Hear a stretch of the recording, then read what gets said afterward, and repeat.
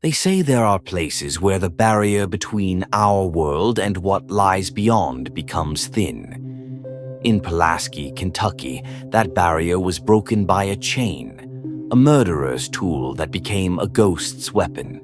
Some dismiss it as mere folklore, but those who witness the deaths still wake up screaming at night.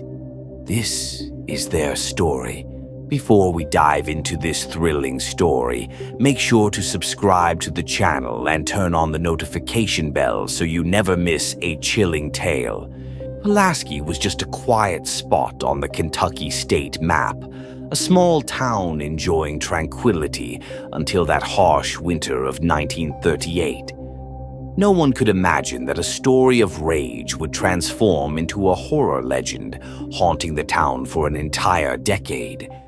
Karl Brout was a simple carpenter, toiling in a wood-cutting workshop from sunrise to sunset, dreaming only of securing daily bread and paying rent for the house he shared with the wife he loved with all his heart. That evening, Karl returned exhausted after a long day, looking forward to the warmth of his wife's embrace and a hot dinner plate. But the silence that greeted him raised his concern. She wasn't at the door as usual, and he didn't find her in the kitchen. Then he heard muffled whispers and suppressed laughter from the bedroom. His world collapsed when he opened the door to find his wife in another man's embrace on their shared bed. The moment froze. The lover cowardly escaped through the window, leaving behind a trembling woman under the weight of her husband's shattered gaze. Karl's anger was like a blind hurricane. In an unconscious move, he tore off the metal chain he used to bind wood and wrapped it around his wife's neck. Her pleas and tears were futile. Within moments, her final gasps faded away. Karl awoke from his rage to realize the horror of what he'd done. He looked at his hands, stained with the blood of a woman he once loved. In a moment of despair, he opened his dresser drawer, took out his old pistol, and placed it against his temple. The sound of the shot tore through the night silence, announcing the beginning of a curse that would haunt the town for years. When police found the two bodies, they diagnosed the case as murder, followed by suicide. The wife's family, devastated by her loss and angry at the manner of her death, refused to bury her next to her killer. They insisted on burying Karl in an isolated cemetery on the town's outskirts, away from the city cemetery where his wife would rest. Perhaps that was the moment that ignited the spark of the curse. Weeks later, cemetery visitors noticed a strange phenomenon on Karl's tombstone.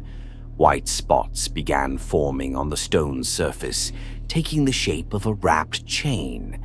Above the grave, the grass withered in a pattern resembling the letter X. This sparked panic among the townspeople, who considered it a sign of anger from Karl's wandering spirit. The municipality replaced the headstone and changed the soil above it, and the strange phenomena temporarily stopped, and people began to forget. On a moonlit night, a group of teenagers snuck into the cemetery to chat and scare themselves with ghost stories. Among them was a reckless young man named James Collins, who decided to show off his courage to his friends. He laughed mockingly at the legend of Karl's ghost and threw heavy stones at the tombstone until it cracked. The boys returned to their homes without incident, feeling reassured.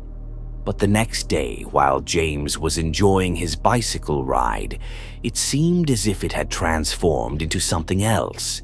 Suddenly, the bicycle chain detached in an inexplicable way, as if possessing its own will, flew into the air and wrapped around James's neck, choking his breath until he fell, a lifeless corpse. The incident shocked the town, especially when James's friends confirmed he had tampered with Karl's grave last night. Strangely, when police examined the grave, they found its headstone completely intact, with no trace of the damage the boys had described. The town's horror grew, and the legend of the killer ghost Karl became the talk of everyone. James's mother, devastated by the loss of her only son, refused to surrender to superstitions. "If there's a ghost, I'll face it," she screamed at her neighbors. She carried her axe and headed to the cemetery in broad daylight, smashing Karl's tombstone into small pieces, threatening his spirit with eternal torment. She returned to her home, intoxicated with a sense of revenge, and began hanging laundry on ropes in her yard. Suddenly, her foot slipped on the wet yard floor. In a scene defying the laws of physics, the laundry ropes wrapped themselves around her neck, pulling her upward until she died, hanging like a puppet. When neighbors discovered her body, the axe she had used to smash the grave still bore traces of stone dust. But when police went to examine the grave, they found it intact, untouched. Terror spread throughout Pulaski. The cemetery became a forbidden zone, and no one dared to bury their dead there anymore. One day, a local farmer passed by the road leading to the cemetery with his family. He stopped to tell them the story of the cursed grave, mocking the superstitions people believed in. Then he pulled out his gun and fired several shots at the grave, shattering its headstone in front of his wife and children, who screamed in terror. The carriage set off again, but after a few minutes, as if an invisible force had taken control of the horses, they rushed madly toward a dangerous slope. The farmer realized the danger and threw his wife and children out of the carriage, trying to save them. He couldn't jump himself, and when the townspeople arrived, they found him hanged by the carriage rope, suspended over the slope, his face reflecting indescribable horror. As usual, when they checked the grave, it was perfectly intact without a scratch. The increasing mystery drove two brave policemen to investigate the matter. They went to the cemetery at sunset and took pictures of the grave. After hours of surveillance, they decided to return. On the way back, the driver saw strange lights chasing their car from behind, approaching at a frightening speed. He panicked and pressed the gas pedal hard, losing control at one of the curves. The car flipped several times, and the policeman who was driving was thrown through the window, hitting an iron fence that separated his head from his body. His colleague survived miraculously. When the survivor regained consciousness in the hospital, he told investigators that his killed colleague had mocked the legend of the cursed grave during the investigation, even kicking the headstone mockingly. Due to growing fears, people completely abandoned the road leading to the cemetery. Months passed without incidents until a reckless man named Arthur Lewis decided to end that ridiculous superstition, as he called it. He announced in the town cafe that he would storm the grave and destroy it completely, scoffing at everyone's warnings.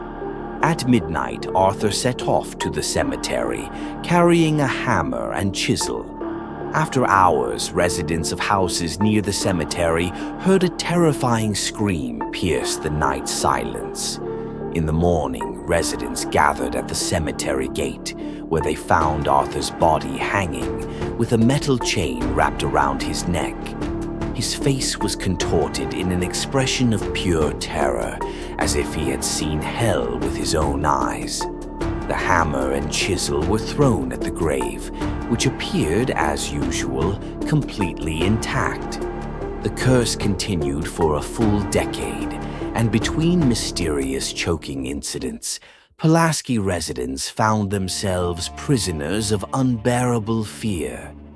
The tragedy only ended in 1950, when a mining company purchased the cemetery land and transferred the remains of the dead, including those of Karl Brout, to the main town cemetery where his wife was buried. Perhaps Karl's ghost finally found his peace, returning to rest near the woman he loved to madness and whom he killed in a moment of rage for which he paid dearly. Or perhaps it was just a series of strange coincidences amplified by the fears of a small town in a troubled time on the eve of World War II, when ignorance and poverty fed superstitions. Skeptics point out that Pulaski's death records do not contain the names of most of the alleged ghost victims, except for Karl himself. But the question remains, was Karl Brout's story real or just a legend invented by the mining company to evacuate the cemetery? Whatever the case, Pulaski residents to this day avoid talking about the man with the chain and warn their children against tampering with graves, for not everything that dies departs.